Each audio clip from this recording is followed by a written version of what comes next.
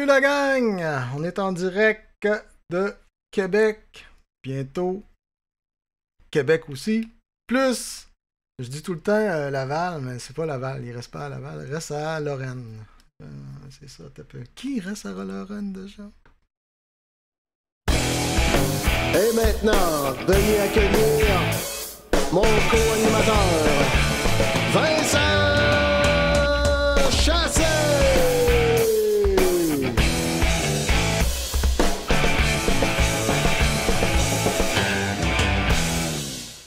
Question pour toi, c'est... T'es fait avoir, hein? C'était ton vieux Plexi, ça, qu'on entend sur ton jingle, hein? Non. Non? Non. C'est quoi?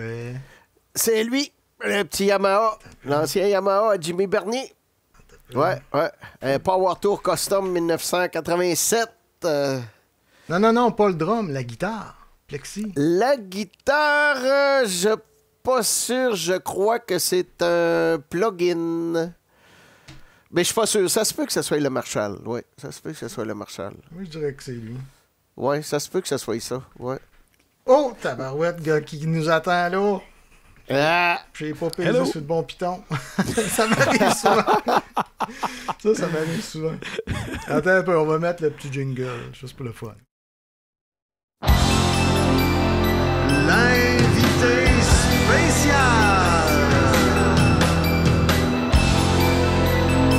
L'invité spécial.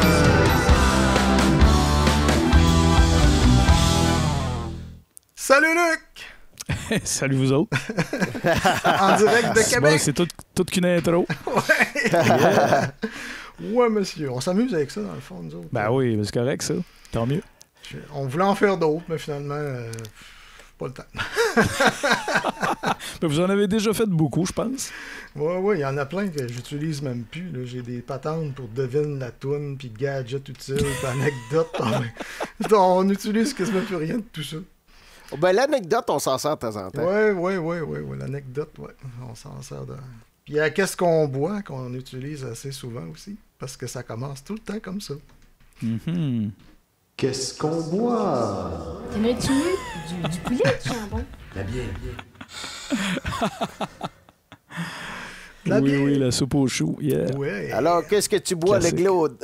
Le glaude, oui. Vas-y, à toi, Luc, montre-nous qu'est-ce que tu bois pendant ce temps-là. Moi, je Ben- vais chez ma petite bière. Écoute, moi, je suis pas un grand buveur, mais je te dirais qu'au niveau alcool fort, ce que j'aime beaucoup, c'est le scotch. Oh! Ben, tu vois, j'ai pas des goûts super fancy tant que ça. Là. C'est un Chevec à quoi, 40$ à SAQ. Là. C'est pas... on n'est pas dans un Bowmore vieilli, etc. Là. Ouais. Mais pour le prix, c'est un excellent scotch. C'est un blend, donc c'est pas... mais, comme je dis, excellent. Donc, pour une petite shot de fin d'après-midi comme ça, Ouais. c'est parfait. Question de se rincer le gosier. Absolument. Parce que le perniflard, s'il est trop froid, il vous renfle les boyaux. Je sais le film par cœur. Ben, je vois ça. Puis toi, Vincent, tu bois quoi? Moi, cet après-midi... What is that? Du Clamato. Clamato. Oh, Ouais, tabarouette. c'est ça, le Clamato aujourd'hui. Tabarnak, Le là. Bloody César, dans le fond. Épicé, hein, parce que moi, j'aime boire épicé en même temps. On va te mettre une couche. Un après l'autre, idéalement. Donc, c'est très simple. C'est Comme, la recette du succès. Ça vient de la SAC, ça, là. Non, c'est le dépanneur du coin de la rue. Là. Ah ouais? Ben, il y a une SAC dans le dépanneur. Non. Non? Ah ouais, ils vendent ça direct. Ouais, dans le dépanneur du coin de rue, là, t'as ça, du Clémato César, Je là, pense c'est que déjà fait. C'est rien que la version Smirnoff, je pense, qui est à SAQ, quelque chose de même. Ça se peut, oui, parce que celle-là, tu vois, c'est rien que 4,5% d'alcool. Fait que moi, tu connais que je bois ok. ça comme du petit lait. Et puis, de mon bord, elle croche un petit peu, mais c'est pas grave. Je me suis trouvé un autre bière Ah oui. du naufrageur, la Gaspésie, Gouze sur mer. Gouze à l'eau de mer. Hey, à l'eau de mer. Ça veut dire qu'elle a plein de pipi. Est-ce qu'il y a de la varech dedans? Ça, je sais pas. Je sais pas. Hey, là, ça fait plusieurs fois qu'on fait des jokes de con, puis on n'a jamais mis ça ici. Non?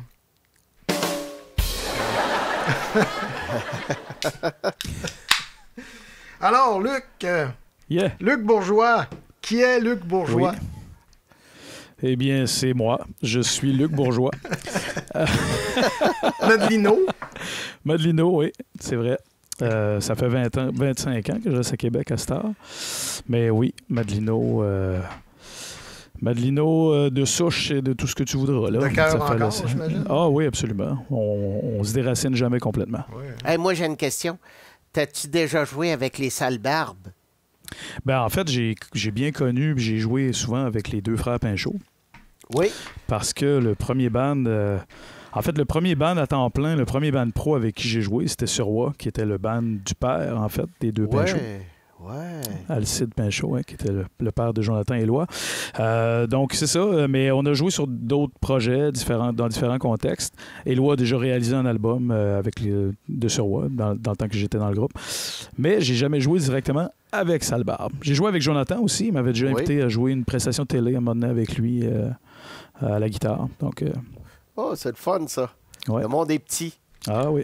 En fait, nous autres, c'est le fils à André Bouchard qui nous a parlé de toi, Ouais, Oui, Frédéric. ben oui, Alexandre. Alexandre. Alexandre, excusez. Oui. Je me suis trompé de Il nous a Bouchard. dit, Trompé de Bouchard. parlez-y, il est exceptionnellement bon, il nous a fait notre album, etc., etc. Que de bons commentaires. Ben, il est bien fin. Fait que on s'est dit, ben, on va l'inviter, puis t'as dit oui. Ben oui, ça fait plaisir. Tout le cherche temps, cher, par cool exemple. de jaser de musique. Hey, c'est bon, oui. On dévoilera pas les montants. Fait que là, vu que t'es Madelino, tu viens des îles, ça Ouais. veut dire que t'as appris peut-être violon, quelque chose de même, des... Non? D'autres instruments traditionnels? D'autres instruments traditionnels, oui, mais par la suite, en fait, moi, j'ai jamais... quand j'étais tout petit, tu sais, veux pas aux îles, la musique traditionnelle est tellement présente, je dirais même multiprésente, Ouais. que, tu sais, bien souvent, c'est la première musique live avec laquelle on est mis en contact, tu sais, dans les parties de famille, ou ben, tu sais... les occasions sont tout le temps là pour qu'il y ait un violon puis une guitare quelque part. Puis, tu sais, aux îles, tout le monde soit joue d'un instrument ou chante, ou, tu sais, ça fait vraiment partie des mœurs, là. Mais j'ai pas commencé par le violon. Le premier instrument que j'ai joué, c'est la guitare. J'ai commencé à jouer la guitare, je vais avoir 11 ans quand j'ai commencé. Puis la musique traditionnelle, c'est venu par après. Là. Même si quand je suis né là-dedans, j'étais tout jeune, on écoutait tout le temps, ça faisait partie de nos vies, mais j'ai juste commencé à en jouer là, quand même plus tard, là, plus à la fin de l'adolescence, début de l'âge adulte même. Ok. Tu m'as fait peur quand t'as commencé. Je pensais que t'allais me dire les cuillères. Mon premier écoute. instrument traditionnel, c'était les cuillères. Écoute, je te dirais pas que ça n'a pas arrivé qu'on les ait sortis pour faire du vacarme, là. Ou la planche. Oui, la planche à laver. Comme les Cajuns de la Louisiane, bien sûr. Ouais. Les cuillères à potes, c'est des petits plats de plastique, là, puis on joue Ouais. du tambour. Hein? On commence tout de même, ceux qui Ben dorment. oui. Mais même moi, le premier instrument que j'aurais aimé jouer, c'était le drum. T'sais. Moi, je me faisais des drums avec des cannes de biscuits, puis comme bien du monde. Là, Ça ressemble à ça ça, fait ça. que... Oui. Nous autres, c'est les cannes de ketchup. Les cannes de ketchup. Ah oui, OK. Ouais, Ouais. Puis tu sais, tu mettais du rubber, là, puis tu bandais ça comme faut, puis avec un collet, là, tu serrais ça comme faut. Ah, Puis ouais, mon ça père faisait une m'avait peau de fait un résonance, trépied puis- avec un rack, là, puis j'en avais 4. Fait que je vois du Kiss avec ça. moi. Oh yes! Ah oui, ben moi c'était pareil. Kiss, c'était comme mon premier groupe préféré quand j'étais tout jeune. Puis ça m'a influencé énormément. Mais oui, c'est ça. Nous autres, c'était ça, des kits de drum. Puis tu sais, j'ai tout aimé la guitare aussi, mais c'était vraiment le premier instrument que j'aurais aimé jouer, c'était le drum. Hey, parle-moi de ta première guitare, Luc. Ma première guitare Première. jouait. Ma première guitare jouait, c'était une guitare de Mickey Mouse OK? que ma marraine m'avait donnée en cadeau. OK? Mais ma première vraie guitare que j'ai eue, écoute, c'était une vieille guitare du catalogue Sears. Moi, quand j'ai eu cette guitare-là, on parle du tout début des années 90. Hein, ça devait être Là, 91. tu m'intrigues, parce que moi aussi, j'ai eu une guitare du catalogue. Ok. C'est- Ben écoute, moi, c'était C'est pas Sears. C'était une vieille. Déjà, quand je l'ai eue, elle était vieille. Là. C'était comme C'était en fait un de mes amis que son oncle avait ça. Il avait eu ça quand il était jeune, puis mes parents avaient acheté ça de sa grand-mère. En tout cas, c'était toute une histoire, mais c'était une vieille guitare des années fin 60, début 70. qui était en fait une Marlin, et non pas Martin, évidemment. Marlin, qui était des guitares japonaises cheap à l'époque, vendues dans le catalogue ou plein de magasins. Fait que là, c'est pas le catalogue de l'année, hein, Luc? Non, c'était le catalogue de... Il était déjà vintage, ce catalogue-là. Hey, c'était quasiment du Puy-Frère. Quasiment ça, comme dans la toune de Beau Dommage. Ouais, c'est ça. Mais là, on parle d'acoustique. C'était une guitare électrique. En fait, c'était une guitare électrique, mais c'était une hollow body. Donc, c'était une guitare avec la caisse creuse. Et puis, moi, dans ce temps-là, un des guitaristes qui m'avait donné le plus le goût de jouer, c'était Marty McFly, comme ben du monde, hein, dans Back to the Future. Intéressant. C'est ça. Fait que je me disais, j'ai une guitare hollow body pareil comme lui. Fait que je trouvais ça quand même cool. Même si je tripais sur le métal puis guitare pointue, j'avais au moins ce point d'attache-là. C'était une hollow body pareil comme Marty McFly. Fait que c'était ça. Une vieille guitare là, que ça craquait de tous les bords, mais écoute, avec la touche, ça d'autre. Mais c'est avec ça que j'ai appris. T'as-tu osé essayer de modifier direct au début ou non, t'as dit non, on touche pas à ça. C'est une œuvre d'art puis... Oh non, pas que c'était une œuvre d'art, mais j'avais aucune maudite idée quoi faire avec ça pour l'améliorer. Surtout dans ce temps-là, tu sais, je veux dire, t'avais pas d'Internet, t'avais pas d'accès à tu sais, puis aux îles, tu sais, je veux dire, les ressources étaient quand même limitées. Fait que, tu sais, moi, j'avais un de mes oncles qui a été mon prof de guitare, si on veut, qui m'a montré les premiers accords, puis aussi qui m'a donné le goût de jouer, là. Ben, lui... je me rappelle que le reversement de manche n'était pas super sur cette guitare-là. Puis c'était une bolt-on. Fait que je me rappelle il avait dévissé le manche, il avait fait un shim. Puis écoute, c'est la seule modification que je me rappelle. Là. Puis écoute, le shim doit être encore là. J'ai encore la guitare. Puis faut que je check. T'as encore la guitare? Ouais, écoute, je l'ai vendu à l'époque. J'avais commencé à jouer avec ça. Puis peut-être un an ou deux après, j'avais réussi à ramasser assez d'argent pour quand on était en voyage avec ma famille. On était allé à Moncton, au Nouveau-Brunswick. J'avais de la famille là. J'ai toujours de la famille là. Puis j'avais réussi à trouver une belle Libanaise dans un pawn shop qui m'avait coûté 200$ la guitare dans ce temps-là, ou 250$. Fait que quand j'étais revenu aux îles, j'avais vendu ma vieille Marlin. Et puis écoute, cette guitare-là, elle a fait un tour. Elle s'est promenée. Puis elle est finalement revenue. Un jour, je suis revenu aux îles dans le temps des fêtes. J'arrive chez mes parents. Puis dans ma chambre, il y avait ma guitare comme 15 ans plus tard. Ma guitare qui était sur mon lit, que ma mère avait réussi à retrouver par un ami. Elle l'avait rachetée pour me faire plaisir. Puis elle était là. Fait que depuis ce temps-là, évidemment, elle est toujours avec moi, cette guitare-là. C'est hot, ça. Ouais. Une belle histoire. Moi, j'ai aucune idée où. Ben écoute, c'est comme je dis, là, j'aurais pu jamais retomber sur cette guitare-là, mais ça a comme donné comme ça. On a quelques commentaires ici. Il y en a Simon Guénette qui dit que même chose pour lui, le drum en premier, son père qui avait trafiqué ça, dans ce qu'on comprend. Ah bien, Steve Martel qui rit de moi, là. Comment ça? Recule ton chat, tu vas voir. Ah, trop compliqué. C'est pour ça que Luc parlait, moi j'étais bien crampé de rire. Il fallait que je me retienne. En tout cas, il me lançait une craque, mon Steve Martin. Ah, pour tes jokes. Ouais. Ah, t'as peu. Ouais, j'ai vu ça passer. Ben, qu'est-ce que tu veux? J'ai le sens du niaiseux développé. Ah ben, faut l'avoir, c'est bon. Non, on survit un peu mieux à la vie qu'on connaît quand on est capable d'en rire un peu plus. Ouais. Aïe.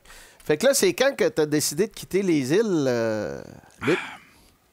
Ben écoute, dans ce temps-là, moi je suis parti des îles, j'avais 20 ans. OK. Mais là, tu jouais déjà dans des bands, toute la patente rendue là. Oui, moi j'avais quand même eu, tu sais, moi ça a commencé au secondaire, tu sais, on avait ce qu'on appelait aux îles, on appelait ça les galas amateurs. Les galas amateurs, c'était juste des spectacles amateurs où écoute, tout le monde pouvait... Tu t'inscrivais d'avance, puis tu disais avec qui t'allais aller faire une tourne, puis là, le band s'inscrivait, puis là, disait, on va faire, je sais pas moi, une tourne de Metallica, tu sais. Fait que là, ben... Puis là, c'était organisé soit par l'école, soit par le club Optimiste ou le club Octogone, ou toutes sortes d'organisations, tu sais, des fois pour ramasser des sous pour diverses causes. Puis, fait que c'est comme ça qu'on a fait nos premiers spectacles, là, les premières prestations live. Moi, la première fois que j'ai joué en show, j'avais 13 ans. J'avais pas 14 ans encore. Puis je me rappelle, c'était, écoute, les premières tunes que j'avais faites dans un spectacle amateur, on avait fait Little Wings de Jimi Hendrix. On avait fait Creep de Radiohead, qui, à cette époque-là, venait de sortir. C'était comme le nouveau hit du nouveau band que personne connaissait encore trop. Ben oui. On avait fait une tonne de Ugly Kid Joe. Ah oui, ça vous donne une idée de l'époque. Oui. Fait que, tu sais, ça a été les premiers temps. Puis après ça, tu sais, on a fini par se former des bands. Moi, on s'est formé un band avec des chums, tu sais, un band qu'on a commencé à composer. Fait que, tu sais, moi, déjà, assez jeune, je te dirais même, avant même d'apprendre à jouer pour vrai, j'avais déjà commencé à composer des petites affaires. Je savais pas jouer, puis déjà, mon trip, c'était d'essayer de créer des mélodies nouvelles. T'sais. Ça fait qu'assez vite, au secondaire, on s'est monté un band, puis on faisait des démos, puis on écrivait nos tunes, puis on faisait des shows. Puis plus ça avançait, plus qu'au début, on mélangeait des covers, puis plus qu'à la fin, ben, on était rendu avec assez de matériel original pour faire pratiquement que ça. Puis ça a été, c'est ça, mon band du secondaire, un band qui s'appelait Room for Hate. Et, écoute, avec un jeu de mots, c'était comme un jeu de mots for hate pour la haine, mais en même temps, 4-8, 48, c'est comme le... En tout cas, c'était un running joke entre nous autres, puis ça a comme fini par être le nom du band. Mais c'était un genre de band un peu punk, avec ça a viré un petit peu plus métal vers la suite, mais c'est ça. Puis quand tu vois, quand ce band-là, le dernier show de ce band-là, c'était quelques semaines avant que je déménage, à l'époque pour Rimouski. Ça a été la première place que je suis parti quand je suis parti des îles. Pris l'avion, bateau. Bateau. Rimouskois? Ouais, à Rimouski. Ben, ça a été la première place que j'ai eu un appartement, mettons. J'étais déjà allé avant à l'île du Prince-Édouard. J'avais été passer une couple de mois là-bas pour apprendre un peu d'anglais. Puis c'est là d'ailleurs que on en reparlera peut-être plus tard, mais c'est là que j'ai comme découvert la cornemuse. C'est là que il y a des choses qui ont été présentes tout le reste de ma vie qui sont passées là. Mais c'est ça. En tout cas, je suis déménagé à Rimouski, puis écoute, ma blonde de l'époque. Vers quelle année, là, à peu près? Ah, ça, c'est 2000. 2000, OK. Ouais, okay. Ma blonde de l'époque qui s'en allait en enseignement à l'université de Rimouski. Puis moi, je jouais de la musique, mais c'était comme un peu le néant. Là. Je savais pas trop qu'est-ce qui allait se passer avec moi. T'sais. Puis ça faisait à peu près 2-3 semaines que j'étais à Rimouski quand le groupe Surroi m'a appelé. Je sais pas si vous connaissez Surroi. Ben oui, j'ai joué du Surroi. Ah, pour vrai? Ah oui. Ça, c'est drôle. Je veux dire que la liane, on l'a joué souvent. C'est un classique. Ouais, Surroi, exactement. Surroi. Ouais. Mais on aimait bien les tunes style mystificoté, puis un peu plus smooth. Là, c'était... Ouais. C'est pas les autres qui faisaient Les filles de La Rochelle, hein? Ouais. Exact. Ouais. Oui, c'est les autres. Ah ouais, ça, c'est une belle chanson. Ouais. Ça fait que c'est ça, j'ai été en fait, ils m'ont contacté. Moi, j'avais commencé déjà dans ce temps-là pareil à jouer de la musique trad parce que j'avais commencé à jouer de la flûte irlandaise. Drôle d'histoire pareil, mais c'est un des groupes avec qui je joue aujourd'hui qui s'appelle Bodactan. C'est le chanteur de Bodactan qui est un de mes vieux amis des îles, qui avait acheté une flûte irlandaise puis qui l'a oublié chez nous avant de se retourner au cégep à Montréal. Puis moi, j'ai commencé à jouer avec ça pour rire, sans jamais penser que ça finirait par payer mes billes. Hey, avant qu'on aille trop loin, veux-tu qu'on regarde brièvement c'est quoi Surroi? Oui, certainement. Parce que tu m'as envoyé une vidéo là-dessus. Oui. Ma mère a vu ça dans le temps des fêtes. Ils ont joué là, tu sais, une émission du gars qui était dans ton arrière-arrière-grand-père. Oui, ben oui. À l'émission... en fait, c'est drôle, avec Bodactan, on l'a fait aussi, cette émission-là. Puis Surroi l'a fait aussi. Oui. Écoute, c'est-tu La Grande Veillée? La Grande Veillée, c'est ça. Ouais, oui. Oui, avec Stéphane Archambault. Ben, Archambault, il reste pas loin de chez nous. Écoute. Lui, quelques kilomètres d'ici, là, moi je suis à Lorraine, puis lui, il est un petit peu plus loin. Je sais pas si c'est Rosemère ou quelque chose de même. Oui. Il y a une bonne shop là-bas pour manger. Là. Ah oui. OK, il y a un restaurant là-bas à lui? Ben, c'est pas à lui, mais il est tout le temps rendu là. OK. Je l'ai vu à TV, c'est comme ça que j'ai écorniflé. Oui. En tout cas, très sympathique personnage. Ouais. C'est ça, Surroi. Avec toi en arrière à la guitare. Oui. En 2000, ça c'est 2008.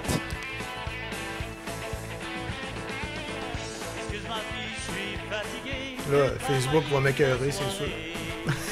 Fais jouer de la musique.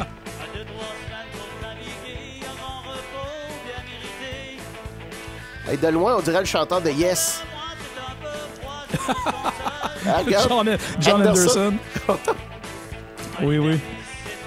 C'est tête sur moi, c'est bon au bout. Hey, c'est toi qui as l'espèce d'Explorer en arrière? C'est pas l'espèce, c'est une Explorer, une Gibson Explorer 95. Une vraie, là. Oui, absolument, avec les dreads pis tout. Le plus drôle, c'est que Nick a commencé avec un modèle semblable à ça. Ben, oui, c'est Il y ça. avait, il y Genre avait une des pitons Hondo ou un dessus. affaire de même, là. C'est une Sears. Une Sears. C'est une Sears, ouais, c'est ça. Sears. C'était pas avec la toile d'araignée dessus, genre? Non, Non, mais elle elle en avait était une toute comme ça. noire. OK. la Puis mienne il y avait avait des overdrive, des reverbs, des délais. Il y avait tous 5 ou les 6 effets sur la guitare. Ouais, Direct 5 ou sur le 6 body, pitons. ouais, je me rappelle très bien de ce modèle-là. T'avais phaser, flanger, puis tremolo. Puis quand tu pesais sur n'importe quel piton, c'était tout le temps le même effet. Il était Ça, juste c'est plus ou drôle. moins ouais, long. Hey, c'est hot, ça. Fait que L'as-tu ça, encore, cette guitare-là? Non. Moi, ça? Ouais, Luc. Ah, l'Explorer. Ça, c'est une belle histoire de guitare aussi. Écoute, c'est une guitare que j'avais vendue. Écoute, après que je sois sorti. Ça vaut-tu l'anecdote? Ouais, c'est quand même Ouais, trippant ouais. parce que je l'ai vendu. Ah!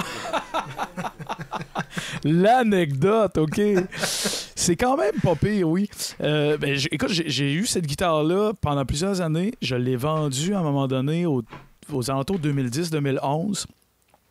Puis, un des bands avec qui je joue aujourd'hui, qui s'appelle Sandvice, qui est un band plus de rock, assez heavy, un peu métal aussi par bout, ça a comme à donné que cette guitare-là, je l'ai vendue à quelqu'un que je connaissais de loin, qui était le neveu du drummer de Surwa, d'ailleurs. OK. Puis, pendant des années, j'ai pas eu la trace de cette guitare-là. Elle a été vendue quelques fois, puis à un moment donné, ça a donné que je travaillais chez Gagné et Frères, qui est un magasin de musique à Québec. Je sais pas si vous Oui. connaissez, j'imagine que oui. J'ai dealé des cymbales-là souvent, moi. Ouais, ben, c'est ça. Tous les musiciens connaissent Gagné et Frères. C'est quand même... Ouais. c'est une institution. C'est le plus vieux magasin de musique en Amérique du Nord. Fait que quand même. T'es sérieux? C'est quelque chose. Oui, Ah ouais. oui, absolument. Puis ça a comme à donné que je travaillais là. J'ai travaillé là quelques années après Surwa, justement. Puis il y a un gars que je connais qui me dit « Hey, toi, tu tripes ces Explorers? » Il dit « Je viens d'en ramasser une, puis je voulais la vendre au magasin. » Puis c'est un gars avec qui le magasin faisait souvent affaire parce que c'est un collectionneur, puis tout.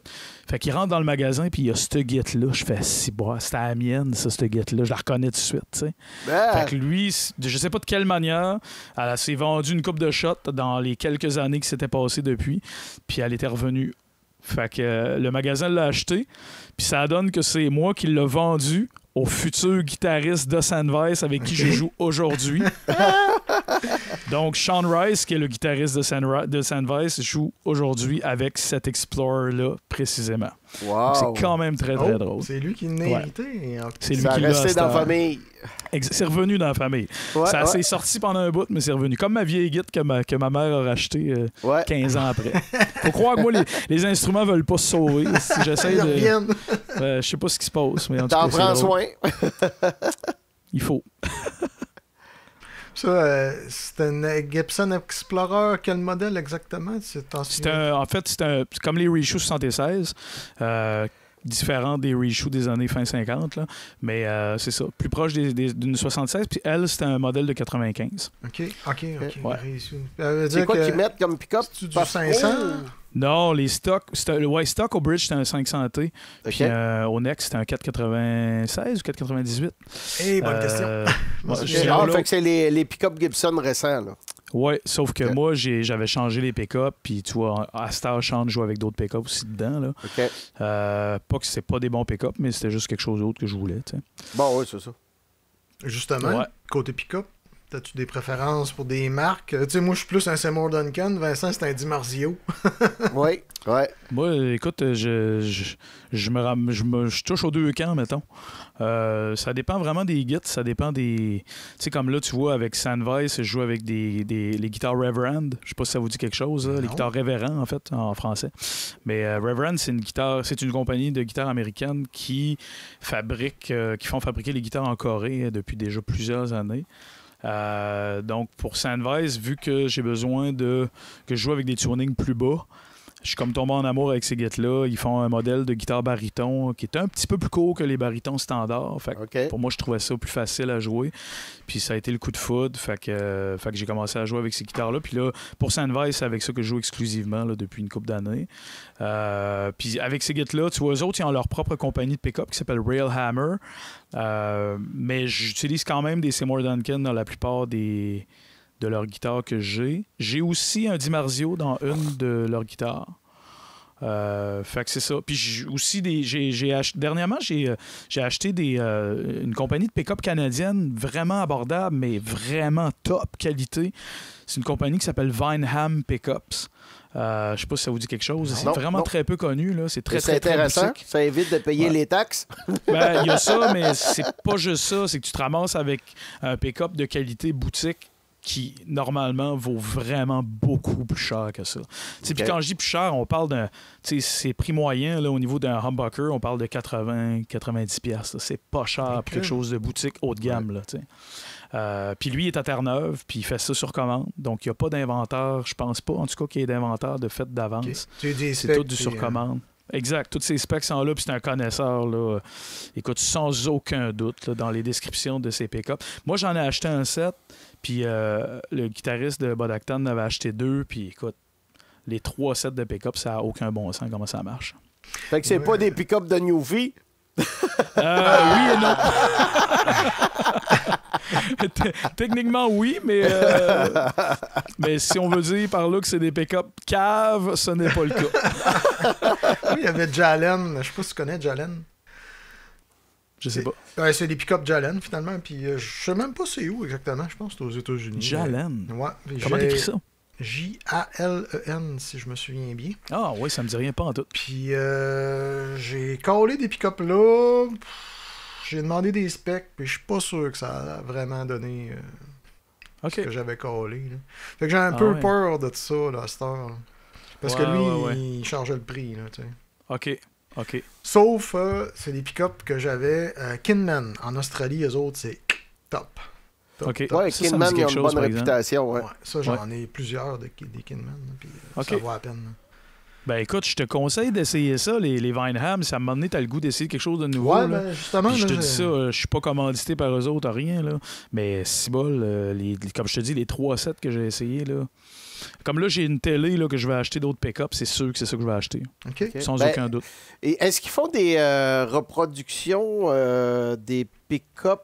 Un petit peu, je vais te dire ça, parce que là, moi, j'ai tombé en amour avec une Telecaster, justement. Puis l'autre fois, j'en parlais avec Danny Fortin.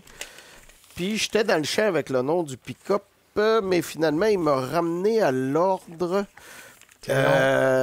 C'est pas Pearly Gates, je me trompe tout le temps que Pearly Gates, c'est... Attends un petit peu, je vais voir si je l'ai écrit à quelque part. C'est long. Danny, aide-moi si t'es là. C'est long. Attends un petit peu, ça va me revenir. Trop tard. Ben, quand tu parles c'est-tu un pick-up genre un classique de Gibson? C'est ou... le gars qui a inventé les humbuckers. Toi, ben, le gars qui a inventé les humbuckers, c'est Seth Lover, en fait. Seth Lover, exactement. OK. Mais ça, le il en pick-up mettait... Seth Lover, OK, oui. Dans les Seth années Lover, 70, en fait, il y en avait sur les Telecaster 70, puis il y a 3 vis en haut, 3 vis en bas. OK, ça, c'est des wide range pick-up qu'ils appelaient, là. Ouais. OK. Ah, ça sonne au bout. Ça se peut que ce soit Seth Lover qui ait désigné ça aussi, je le sais pas. Mais je sais que Seth Lover, c'est lui qui a désigné le premier PAF. Exact. Sans aucun doute. Oui, c'est pour ça qu'il appelle Patent Applied For. Le Patent Applied For, ouais. Puis en fait, Seth Lover, il y a Seymour Duncan qui a justement sorti un pick-up modèle Seth Lover qui est la reproduction la plus exacte si on tombe pas dans le custom shop. Je pense pas que c'est custom shop ce pick-up-là, mais justement du PAF original. Ouais. Ah, Hey. ça, c'est... Tantôt, tu parlais de Sennweiss, puis je pense que j'aimerais ça en faire jouer un extrait. Ben oui. Play. Oups, on revient ici. Tiens.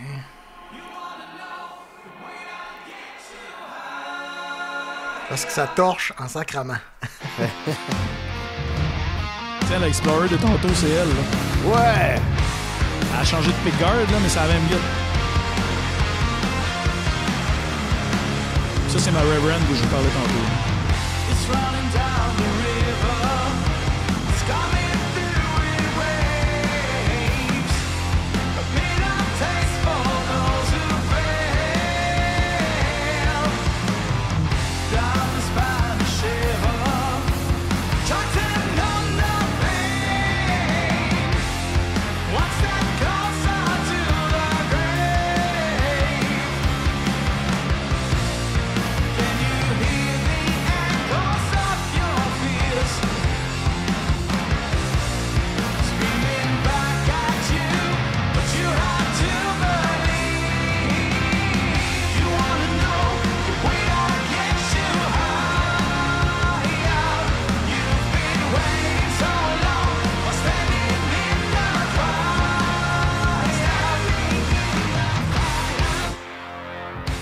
Hey, c'est dans les grandes ligues. C'est dans les grandes Hey, ligues. ça sonne en sacrament, hein? Ah oui. Merci beaucoup.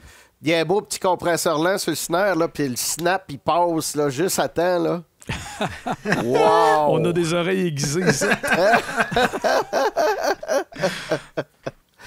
Ah, oui. Hey, c'est donc bien bon. Hey, ça fait combien d'années que ça existe, Merci. ce groupe-là? Sandvice, en fait, officiellement depuis 2011. OK. Ouais. Ben, il a manqué quelque chose dans ma vie. Il n'est jamais trop tard. Ah, Hey, mais non, là, on tu peux t'accueille être avec grand plaisir dans la gang. Ben oui. Je vais là, aller m'inscrire sur tous vos forums, tu peux être sûr. T'as du monde juste du Québec ou de plein Ontario? Dans le band, ça? Ouais, c'est qui les membres? Ben, il y a Maxime Oisan à la basse, qui est un gars de Québec. Il y a Dominique Gaumont, qui est au drum, qui lui est un gars de Girardville, au Lac-Saint-Jean. OK. Ouais. Et Sean Rice, lui, est originaire de Edmundston, au Nouveau-Brunswick. Oh! Ouais. C'est cool, Donc, ça. ouais, il y a eu des changements de line-up quand même depuis le tout début, là, mais c'est le band actuel, puis ça fait déjà... Écoute, ça doit faire 7-8 ans qu'on est le même line-up, pareil. Hey, c'est bon, ça. Ouais, ça fait un bon bout. Depuis 2017 ou 2017-2018. Le drummer a une belle frappe moderne. Hein? Ça me rappelle un petit peu le band du fils à Edward Van Halen, là, Wolfgang. Ah, Wolfgang, ouais. Tu sais, la grosse patte là, qui frappe, là, puis tu sais, ça avance. Là. Il y a une vraie belle frappe. Tu le féliciteras de ma part. Je vais faire un message. Mes compliments au chef. Ouais, ça va lui faire plaisir. Là. Et puis, ben c'est ça, t'as une autre band au travers de tout ça. Là. Tu joues du métal, mais tu joues encore du Tu traditionnel. joues du bois aussi. Oui, on joue toutes sortes de matériaux Du différents. métal. L'aluminium, on touche pas à Du ça, ça vient plastique un trop petit cher. peu de temps en temps, mais pas trop. Ouais, c'est ça, dans le fond, avec, en fait, Bodactan, qui est un groupe qui existe depuis 2011 aussi, dans lequel je joue de la flûte irlandaise et de la cornemuse écossaise principalement. Mais tu sais, ça, tantôt, quand on parlait de Suroît, on a comme passé vite, mais Ouais. c'était ça, les instruments aussi que je jouais principalement dans ce groupe-là. OK, là. OK. Avec Suroît, je faisais aussi beaucoup de guitare. C'était moi qui étais le guitariste électrique là-dedans. Guitariste acoustique principal aussi, mais je faisais aussi flûte et cornemuse. Fait que je faisais les 4 instruments, les 4 instruments, la guitare électrique acoustique, mais quand même, c'est une approche qui n'est pas la même, évidemment. Mais c'est ça, fait que, tu sais, mon parcours de musique traditionnelle en tant que musicien a commencé quand même avec Suroît. Puis justement, quand j'ai lâché Suroît en 2010, Bodactan, qui est un groupe qui a été fondé en partie par un de mes amis je dirais d'enfance ou d'adolescence, qui était un gars avec qui je jouais dans mes premiers spectacles, justement quand on était adolescent à l'école, puis tout, là, on se connaît depuis ce temps-là. Lui, il partait un nouveau groupe, puis quand il a su que j'étais plus dans Suroît, il a vu ça comme une porte ouverte pour justement pour que j'essaye d'embarquer avec eux autres. Puis au départ, je voulais rien savoir, ça m'intéressait pas en tout de repartir avec un autre band. Puis écoute, finalement, c'était un groupe avec une structure professionnelle qui était déjà là, il y a déjà un producteur gérant.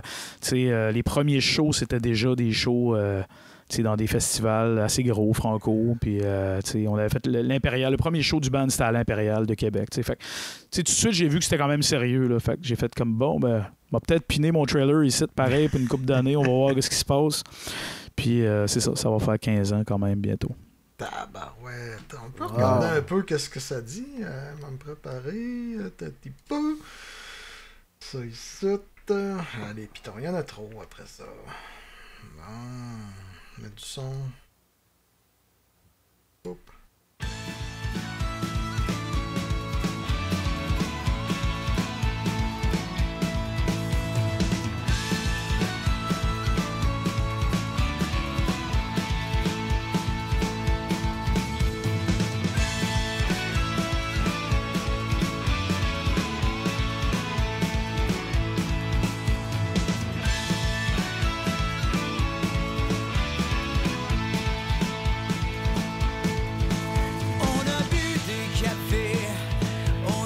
Là, j'ai une question pour toi.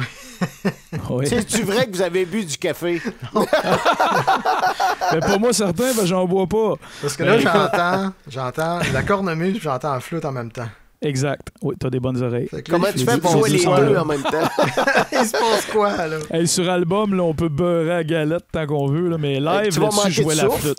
Ouais, non, c'est ça, faut que j'aille 3-4 sets de Puma. Mais tu vois, live, quand on la joue, cette tonne-là, quand on la jouait, ben, c'était du whistle que je faisais de la flûte. Mais Ok. oui, sur album, il y a les deux. Tu sais, souvent que sur album, évidemment, tu sais, pour moi, l'album puis le live, c'est deux choses Ben séparées. Tu sais.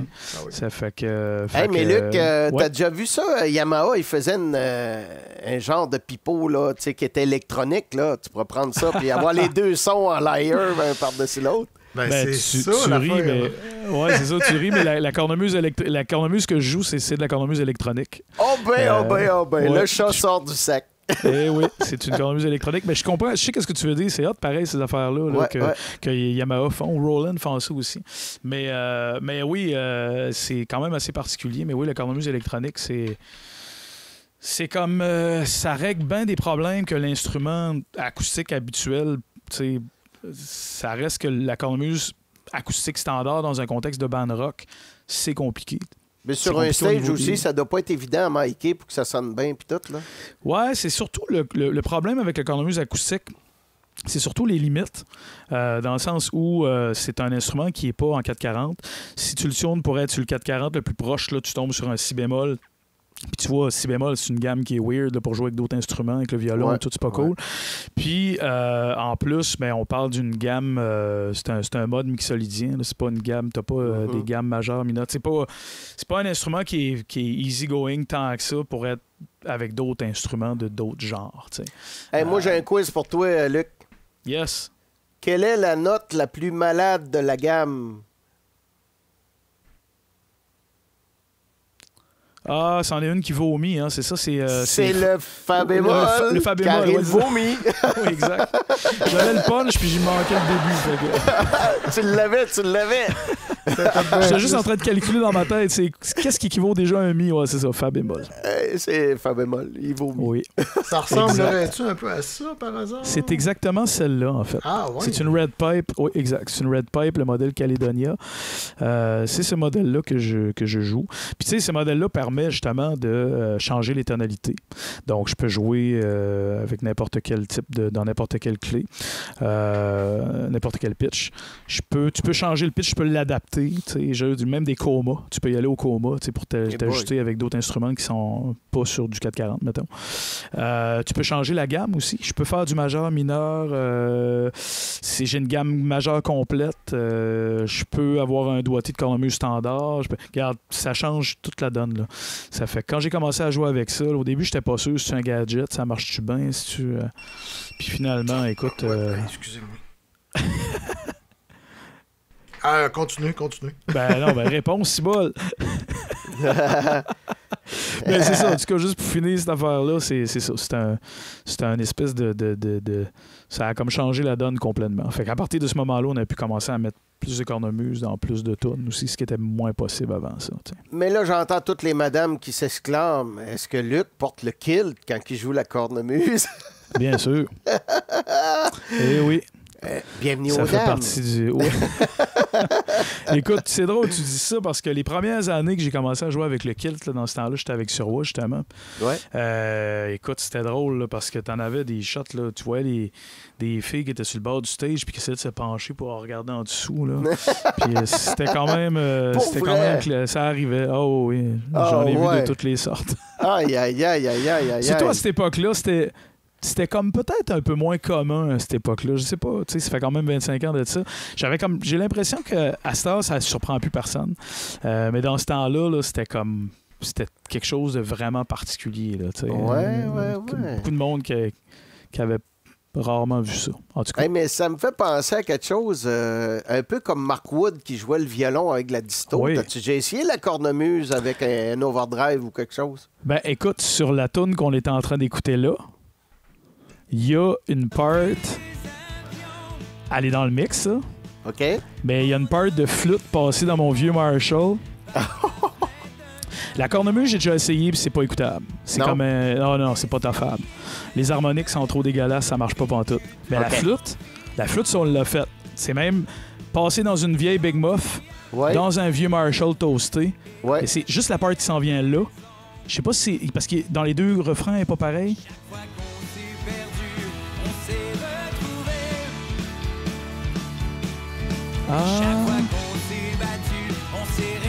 C'est peut-être l'autre pré-chorus. C'est la même part qu'on entend là que la cornemuse fait, sauf que je l'ai faite à la flûte passée dans un ampli. Ah, ouais. Ouais. Ah, on s'est amusé, on a fait des tests. Ah, c'est là. Exact. T'entends que c'est un peu plus square wave, il y a là? plus d'harmonique. Là. Ouais.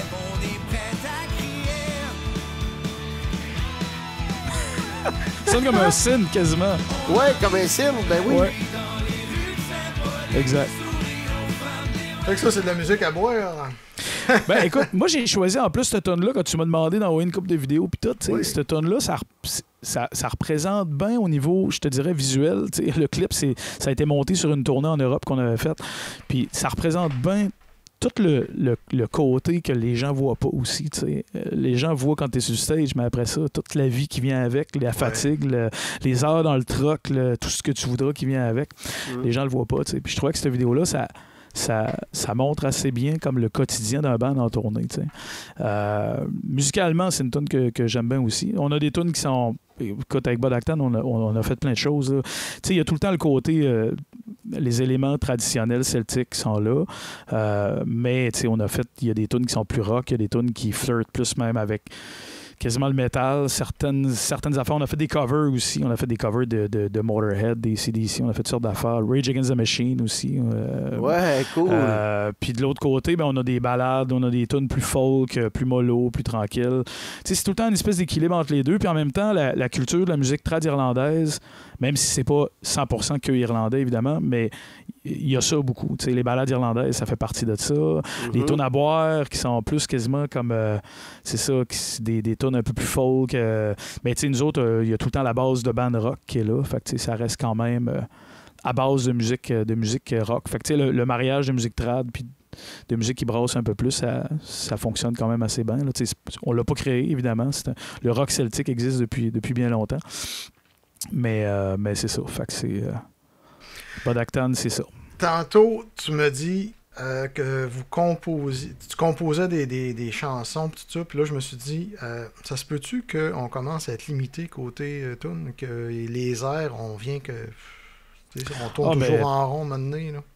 Écoute, je te dirais que dans la musique... Dans le fond, comment on fait pour ne pas avoir une chanson qui est déjà existante, là, tu sais?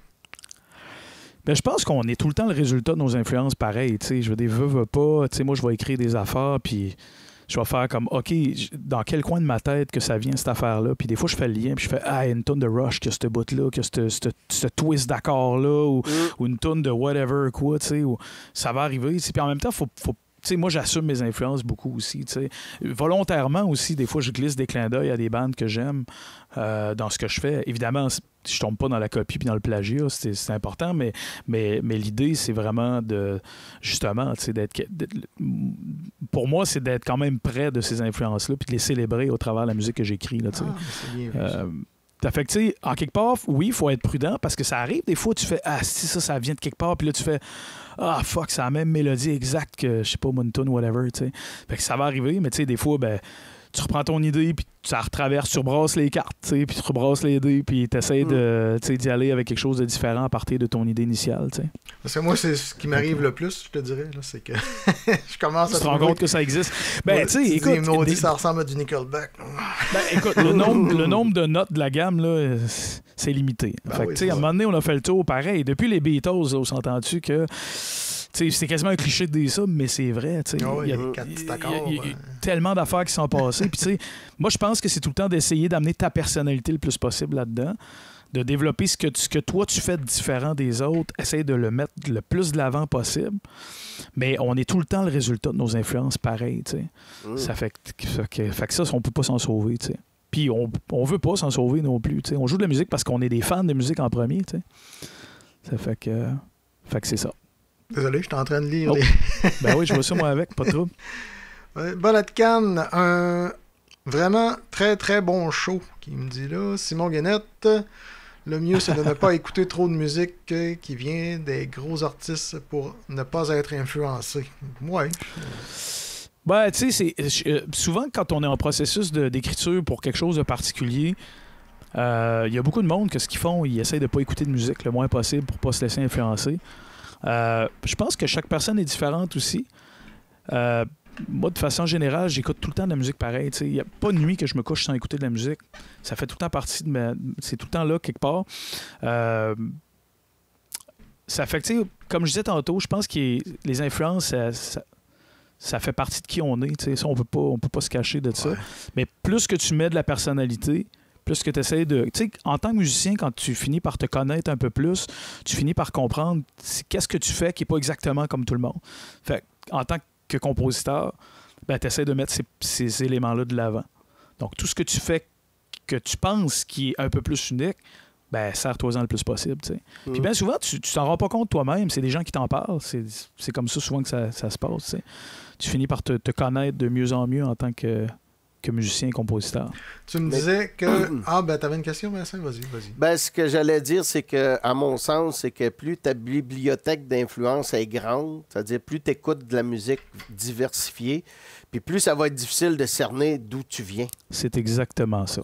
Plus que tes influences sont diverses, plus que en même temps, toute cette musique-là finit par faire son chemin. On devient un peu comme le résultat de tout ce qu'on écoute, tout ce qu'on ingère comme musique. Fait que, comme tu dis, c'est certain que si tu écoutes juste du Metallica pendant 25 ans, puis tu dis, moi, j'écris des tunes, ça se peut que ça finisse par sonner un petit peu comme Metallica, si c'est ça qui est ta référence, puis tu te nourris de ça. Mais plus que tu écoutes de musique différente, plus que tu joues de musique différente aussi, plus qu'à un moment donné, les influences diverses viennent qu'à justement se blender d'une façon qui va être ta recette à toi. Exact. Puis c'est ça. Ouais. On a une belle question de Pierrot qui demande si tu as commencé avec un groupe métal quand tu étais jeune. Ben, mon premier vrai band, si on parle en tant que musicien ou en tant que mélomane, si on parle de musique. Ben, je sais pas si tu vois la question, comment est-ce qu'elle est écrite. Oui. As-tu commencé avec un groupe métal étant jeune? Ben, c'est ça. Si on parle en tant que musicien, mon premier groupe, mes premiers bands, c'était des bands rock et metal et punk. Et c'était comme un mélange de tout ça. T'sais, nous autres, dans ce temps-là, tout était dans le même tas, puis on pigeait là-dedans. Puis, ben, moi, je suis un fan de métal depuis que je suis tout jeune. Les bands rock aussi m'ont tellement... On parlait de Kiss tantôt, mais... OK, vrai band ou pour le fun, ben, le premier band de cover, ça a été quand même du rock puis du punk, du metal. Ça a été quand même là-dedans pareil. Mon premier band de compo, c'était justement un mélange de punk puis de metal. Fait que ça a comme tout le temps fait partie de ma vie, là, finalement. On parlait de Kiss tantôt, là, mais mes premiers souvenirs d'enfance, il y a Kiss qui en font partie.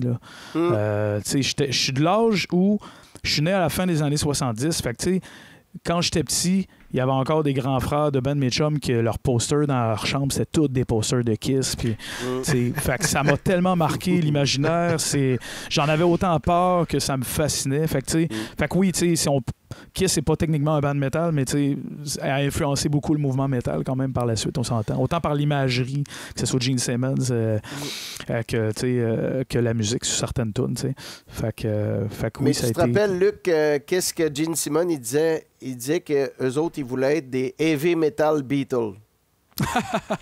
Ben, c'était des grands fans des belles Beatles. harmonies, rien Absolument. de trop fancy. Ben, c'est sûr qu'il n'était pas complexe au niveau des accords et tout ça, parce qu'il n'y avait pas George Martin en arrière. Ah non, exact.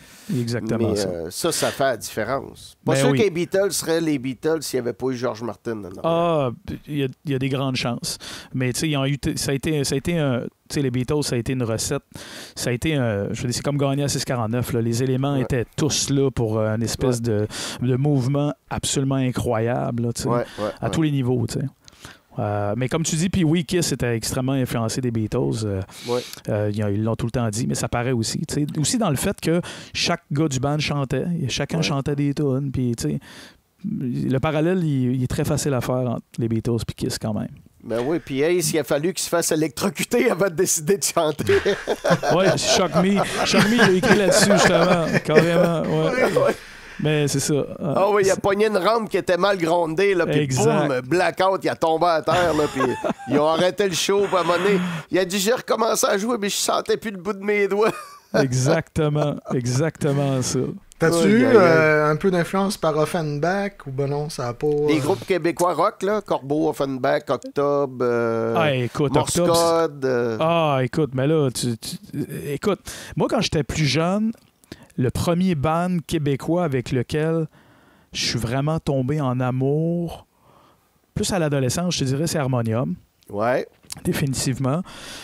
Mais par la suite, moi, tout ce qui était prog, puis tu sais, au Québec, c'était une terre fertile en bande de prog, justement, à l'époque. Fait que je suis comme tombé là-dedans. Tu sais, tu parles d'Octobre, les pupilles font ça. Pour moi, Octobre, c'est un groupe qui est tellement sous-estimé, mais moi, ça fait partie de mes groupes préférés à vie, là, tu sais. Ça fait que... Mais tu sais, je te dirais que, oui, quand j'étais jeune, tu sais... je te dirais qu'Offenbach, j'ai connu ça plus à l'adolescence aussi, tu sais. Ouais. Quand j'étais enfant... je me rappelle plus de... Écoute, je me rappelle de Gaston... de Gaston Miron? Manville? Oui. Non, parce que Miron, c'était le symbole des textes. Puis, exact. Grand poète québécois. Tout, là. Ouais. Il y avait autre chose aussi que j'ai découvert il n'y a pas longtemps, parce que Lulu est décédé l'année passée, je pense. Oui, ça fait pas longtemps. Autre chose, il y avait du bon stock aussi.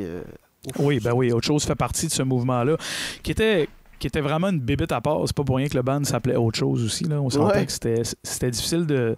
Tu sais, il y avait une structure de band rock, mais justement, tu sais, Lucien Francard, c'était comme différent. Là. C'était comme autre chose. Autre chose. J'ai même pas fait d'exprès. Non pas intended. C'était autre chose. Mais c'était carrément autre chose, oui. Ça fait que, absolument. Ouais. Fait que c'est ça, Morse Code, puis tout, oui, c'est une band que j'adore, que j'ai vu live dernièrement 2 fois, que j'ai c'est toute cette vague-là de bandes rock progressive, là, de rock progressif québécois de l'époque, là, c'est quelque chose que j'écoute encore beaucoup. T'sais. Puis les premiers Offenbach étaient beaucoup plus progressifs. T'écoutes à l'époque de Oiseau, puis Harel, puis tout ça. Là, dans l'époque du film Tabarnak. Là. Oui, ben c'est ça. Tout ce qui s'est passé avant ça, là, la messe à l'oratoire, puis même le premier album, là, Soap Opera, t'avais quand même t'avais des tunes en anglais aussi qui étaient plus rock, un peu hard. Là, on était quand Money, même... No Candy. Exact. Justement, l'influence de Deep Purple, puis ces bandes-là étaient là, dans l'orgue, puis tout ça aussi beaucoup. Mais oui, Offenbach, ça a été... évidemment, de grands précurseurs aussi d'avoir fait de la musique en français dans ce genre-là. Il y en a eu d'autres, tu sais, un band comme Dionysos, qui est un band québécois aussi, qui a commencé en français, je pense un petit peu avant Offenbach même, à faire en français, qui n'ont pas été non plus reconnus à leur juste valeur, mais justement, tu sais, il y en a eu quand même quelques-uns des bandes à cette époque-là qui ont brisé les barrières aussi. T'sais. Puis tu sais, les gars, plus tard, il y avait Groovy Hardvark qui s'était présenté dans des concours, tout ça. Puis Grimmskong, je veux dire, c'était... Écoute, mais Voivode. Ben oui, Voivode. Écoute, moi, Voivode, t'as des trucs en arrière, hein? Oui, Voivode, moi, tu parles de 3 bandes majeures dans ma vie, là, tu sais. Ouais. Voivode, c'est un band que j'ai connu en premier, parce que quand j'étais jeune, évidemment, on avait Solid Rock à l'époque. Vous avez certainement connu ça. Puis, moi, quand j'ai commencé à écouter Solid Rock, l'intro, c'était Tribal Conviction, qui était une tune sur Dimension Hate Trust de Voivode. Ouais. Puis, justement, tu sais, ça a été mon premier contact avec Voivode. Puis par après, tu sais, quand ils ont sorti... Moi, je les ai connus vraiment plus quand ils ont sorti Nothing Face.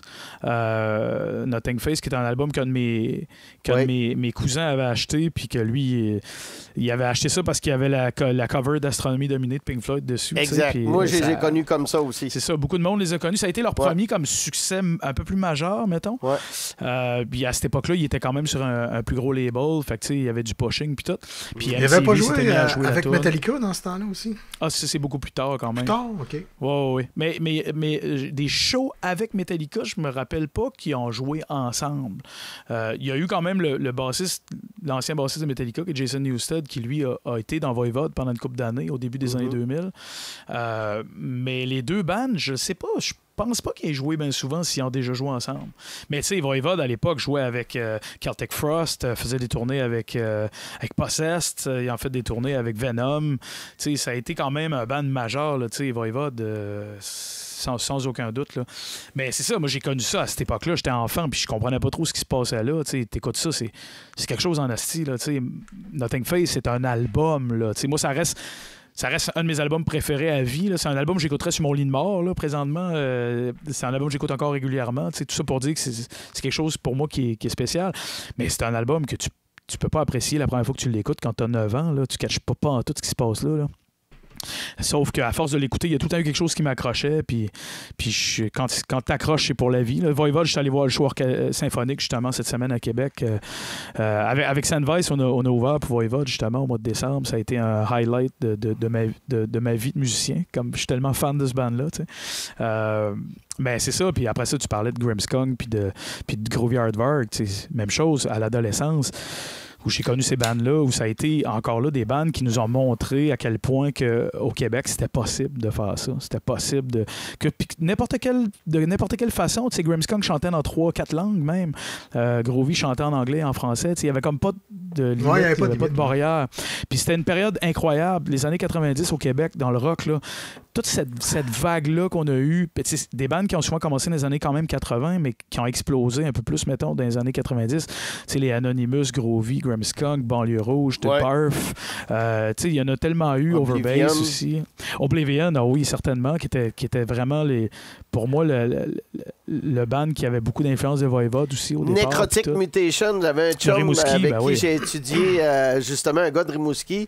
Il était venu étudier à Drummondville avec nous autres, la guitare, puis tout, là, puis il était dans Necrotic Mutation après. Oui, ça, j'ai eu un démo en cassette de Necrotic Mutation dans les années 90. Je m'en rappelle très, très bien. Il y avait Gorlust aussi, qui était un band de Rimouski. Moi, Gorlust, il y avait un de mes chums des îles qui jouait de la bass là-dedans, là, Pascal Chevrier. Là. Hey, c'était-tu dans ce band-là qu'il y avait Marmen, le drummer? C'est une machine à coudre, il était débile, là. Ah non, lui, ça n'avait pas de sens. Ah mais non, c'est lui, bang, bang, bang, bang, bang, bang, le blast beat, là. Je veux dire, c'est lui, là. C'était très jeune à l'époque, là. Les gars, ils ont commencé, ils étaient tout flots, là. Puis, tu sais, je veux dire, le talent de ces gars-là, déjà là. Puis le premier album de Gorlust, c'est encore un album culte, extrêmement recherché chez les fans de death metal old school. C'est encore reconnu comme un grand album de death metal de l'époque, qui a été beaucoup plus underground que d'autres bandes, mettons, pour certaines circonstances, mais encore aujourd'hui, les collectionneurs s'arrachent ces albums-là. Les premiers démos, les premières copies, c'est encore un band culte. Là. Hey, on a une petite question d'Alexandre Bouchard qui ne sait pas c'est quoi Solid Rock. C'est Alexandre, ben oui, qui était avec Tout Croche qu'on parlait tantôt, avec qui j'ai travaillé. Parle-en à ton père, Alexandre. Oui, certainement. Il va tout te compter ça. Ah oui, je pense qu'Alexandre, quand tu étais né, là, ça faisait déjà quelques années que ça n'existait plus. Ben oui. Simon, il disait qu'il avait ouvert pour Voivod. Ben oui. Avec Obscur. Ah, OK, il jouait avec Obscur. Ben oui. Oui, ça aussi, ça a été un band à l'époque. Mais oui, Voivod, 96. 96, ça, c'était à l'époque, en plus, avec Eric Forrest. Là, il était en trio dans ce temps-là, Voivod. Là, c'était à l'époque de Negatron. Là, ça avait changé de son dans ce temps-là. Là, c'était vraiment... C'est après que Piggy est mort, ça? Non, ça, c'était avant. Piggy est mort en 2005, oui. En 2005, OK, c'est après, là. Oui. 96, là, ça c'était à l'époque par contre où Gorlust en fait un deuxième album, Simon Guénette qui dit effectivement, ils ont fait un deuxième album, mais tellement d'années plus tard quand même, c'était comme un trip de chum qui recommençait. Là. Mais oui, ils ont fait un deuxième album, excellent album aussi. Mais oui, pour revenir à Voivod, 96, ça c'était la période où Snake, le chanteur, était parti après Outer Limits en 93. Puis c'est ça, ils ont été chercher Forrest, là, Eric Forrest, qui était chanteur très très différent, mais qui, quand il jouait le vieux stock du band, ça sonnait quand même bien. Il était quand même capable de chanter à la Snake, mais son vocal sur les albums, c'était vraiment plus agressif. Là. C'était quasiment un chant de death metal, là. Un chant de Fry Scream, là, très, très agressif. Fait que, belle période de Voivod quand même. Ouais. Wow.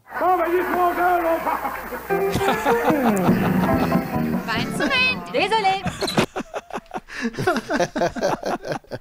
C'est sûr qu'on aurait pu parler Ah, c'est des heures drôle. et des heures, mais... Ah, oublie ça, man. Tu sais, en plus, là, je le sais, là, vous êtes des tripeux. Là. On parle d'anecdotes de Ace Frehley en 77 qui vit pas un choc. Puis moi, c'est pareil. Là. J'étais un tripeux d'histoire, puis de l'histoire du rock, puis de la musique en général, puis tout. Fait que on pourrait parler longtemps, Nasty. Ouais. Ouais. Mais Oui, c'est cool, ça. toute bonne chose a une fin. Ou toute chose a une bonne fin. Ça dépend si tu le dis à l'envers ou pas. C'est pas fou, Ça, c'est pas fou. C'est le père à un de nos chums, qui était avec Bud Acton, je pense qu'il était chaud cette soirée-là, puis il avait dit ça de même. Toute chose a une bonne fin. Eh ben, Fait c'est un running joke. C'est ça. Faut se quitter, malheureusement. Yes. Ben, quittons-nous. mais Ben, dans la bonne merci humeur. beaucoup, Luc, d'avoir Merci, accepté Luc. l'offre. Puis fait plaisir. là, je m'aperçois que mes lampes ont réchauffé. Puis là, faut que je parle vraiment proche du micro pour que ça marche. Pour moi, mes lampes sont finies dans le compresseur. Anyway, c'est pas grave. Fait que c'est ça. La semaine prochaine, je sais même plus c'est qui la semaine prochaine. Il a passé un moment donné dans le news. On vous tiendra au courant sur le site Internet. Ouais. Fait que merci encore, Luc. Puis ça a été un plaisir de t'avoir à notre semi-émission, qu'on peut dire, là, notre Eh podcast. ben, écoute, c'est une merveilleuse émission. Moi, j'ai eu du fun au bout. Puis si tu veux revenir, Merci à vous autres. gêne-toi pas, t'en reviens. Oui. Tu me Ben, fais écoute, signe, puis On pourra s'en parler certains. Ce sera on un grand s'attend plaisir. de destiner avec le prochain invité. Il n'y a pas de problème. Bon, ben écoute, en espérant qu'on ne s'ostinera pas trop. Ah! Fait que le mot de la fin, ben Vincent, le mot de la fin? Fin! Oh. C'est assez définitif comme mot de la fin, ça. OK.